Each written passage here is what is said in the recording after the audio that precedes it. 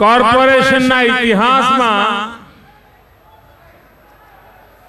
ગયા 50 વર્ષમાં જેટલું બજેટ ખર્ચાણું હશે એના કરતા વધારે બજેટ આ 5 વર્ષમાં ખર્ચીને વિકાસના કેવા અદ્ભુત કામ કરી શકાય છે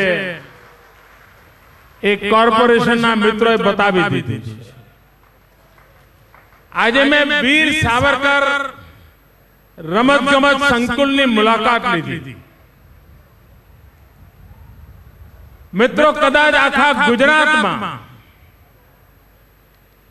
આટલી ઉત્તમ સુવિધા વાળું અત્યંત આધુનિક અને એક જ જગ્યાએ આટલી બધી રમતો હોય એવું રમતગમત સંકુલ ગુજરાતમાં ક્યાંય નહીં હોય। અને માત્ર 2, 2.5, 3 વર્ષના ટૂંકા ગાળામાં આવું ભવ્ય સંકુલ નિર્માણ કરી દીધું, રમતગમતના મેદાનો તૈયાર કરી દીધા। જો દિલ્હીમાં કોમનવેલ્થ વાળાને ખબર હોત કે કોર્પોરેશન આટલું સરસ કામ કરે છે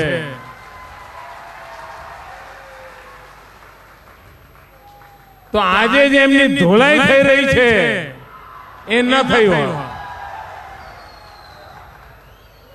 આખા દેશના જીવ પડી કે બંધાણા છે કા કોમનવેલ્થની ગેમ થશે ત્યારે આપણી આબરૂના કેવા લીરે લીરા ઉડવાના છે। ભ્રષ્ટાચારનો બોરિંગ રોજ નવા પડળ ખુલે છે, રોજ નવા। અને બેશર્મીની હદ જુઓ, એમને એની ચિંતા સુદ્ધા નથી કે હજારો કરોડ રૂપિયા આવી રીતે લૂંટાઈ રહ્યા છે। દેશ આખો ચિંતાની નજરે જુએ છે અને બીજી બાજુ ક્યાં દિલ્હી અને ક્યાં અમદાવાદ, આવડું અમારું નાનકડું કોર્પોરેશન, સાવ નાનકડું કોર્પોરેશન એ આજે એક જ દિવસમાં 50 કરોડના વિકાસના કામોના લોકાર્પણ કરી દીધા।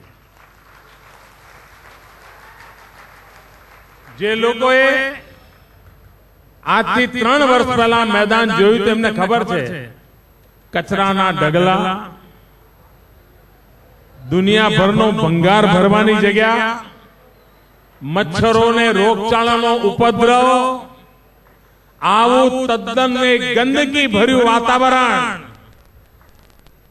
આ વેસ્ટમાંથી બેસ્ટ કેવી રીતે બનાવી દેવાય એનો નમૂનો છે આ મેમકોનું વીર સાવરકર રમતગમત સંકુલ। ભાઈઓ બહેનો, શુભ નિષ્ઠા હોય, પ્રજાનું કલ્યાણ કરવાની ખેવના હોય તો પૈસો ઉગી નીકળતો હોય છે। એનું આ ઉત્તમ ઉદાહરણ આજના મેં કરેલા લોકાર્પણના કામોમાંથી જોઈ।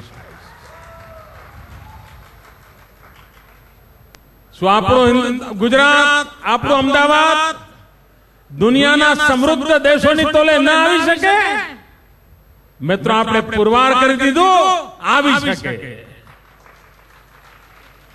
ચાહે 108 ની સેવા હોય, ચાહે બીઆરટીએસ હોય, રિવરફ્રન્ટ હોય, ઘોડાસરના તળાવનું પુનર્નિર્માણ હોય, રૂક્ષ્મણીબાઈ હોસ્પિટલને લોકોપયોગી સેવા માટે તૈયાર કરવામાં આવ્યું હોય અને ગઈકાલ સુધી જેને ખારી કટ કેનાલ કહેતા હતા એ આજે મીઠી મધ જેવી લાગે એવી કેનાલ બનાવી। આ ખારી કટ આજે મીઠી મધ જેવી લાગે। સાબરમતી રિવરફ્રન્ટ તો 9 કિલોમીટર લાંબો છે, આ 22 કિલોમીટરનો પૂર્વમાં રિવરફ્રન્ટ બની રહ્યો છે। ખારી કટમાં મીઠી મધ નદી બનાવી દીધી। ભાઈઓ, સ્થિતિ બદલી શકાય, નહીં તો આ ખારી કટ કેનાલ કચરાના ઢગલા નાખવાના, ગંદકી કરવાની, બધી ગતિવિધિઓ કરવાની, અને ત્યાંથી જાઓ તો નાક બંધ કરવું પડે. આજુબાજુ લોકો જેને મકાન બનાવ્યા હતા એમને થતું હતું તો ભરાઈ પડ્યા, આ મકાન વેચી દઈએ તો સારું, અહીંયા રહેવું કેવી રીતે? આજે ભાઈઓ બહેનો માત્ર હજુ તો 3 કિલોમીટરનું કામ થયું છે, 22 કિલોમીટરનું કરવાનું છે. ત્યાંની મકાનોની કિંમત, જમીનોની કિંમત ડબલ 1.5 ગણી થવા માંડી. અગર જો વ્યવસ્થા બદલાય તો કેવી રીતે બદલાય? બાળકો માટે રમત ગમતના સાધનો આવી ગયા, વડીલો માટે હરવા ફરવાની જગ્યા થઈ ગઈ.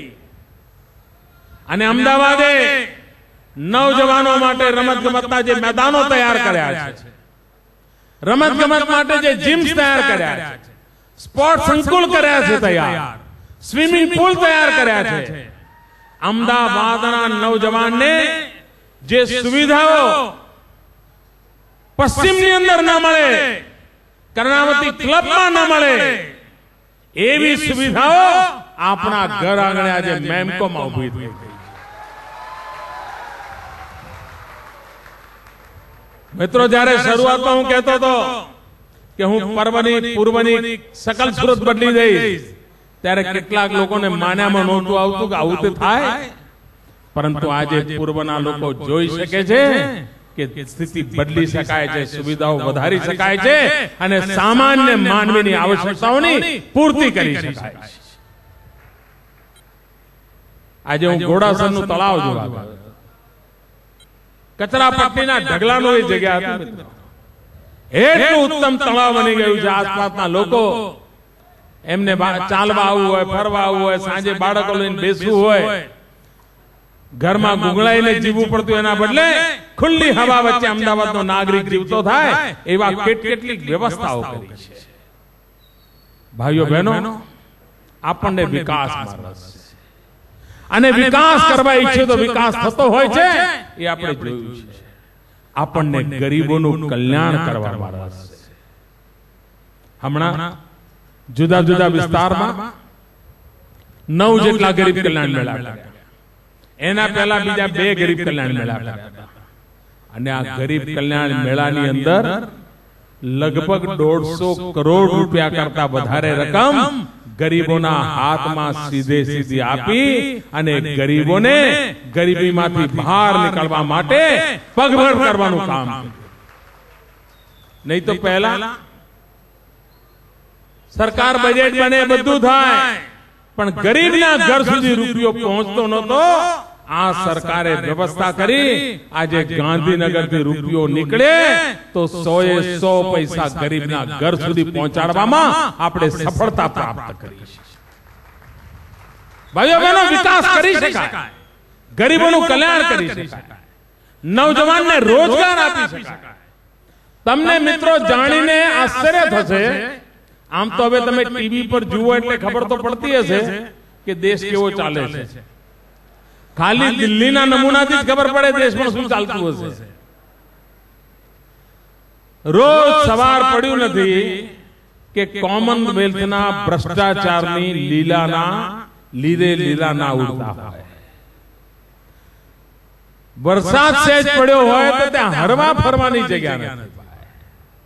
તમે ટીવી પર જોતા હશો, ટ્રાફિક જામ, 6 કલાક ટ્રાફિક જામ. આ દેશની રાજનીતિમાં રાજ કરનારાઓની સ્થિતિ છે. જ્યારે ગુજરાત જ્યાં આગળ હોય ત્યાં નવી વ્યવસ્થા વિકસાવવા માટેનું બીડું ઉઠાવ્યું છે, વિકાસના નવા આયામ ઉભા કરી રહ્યા છે.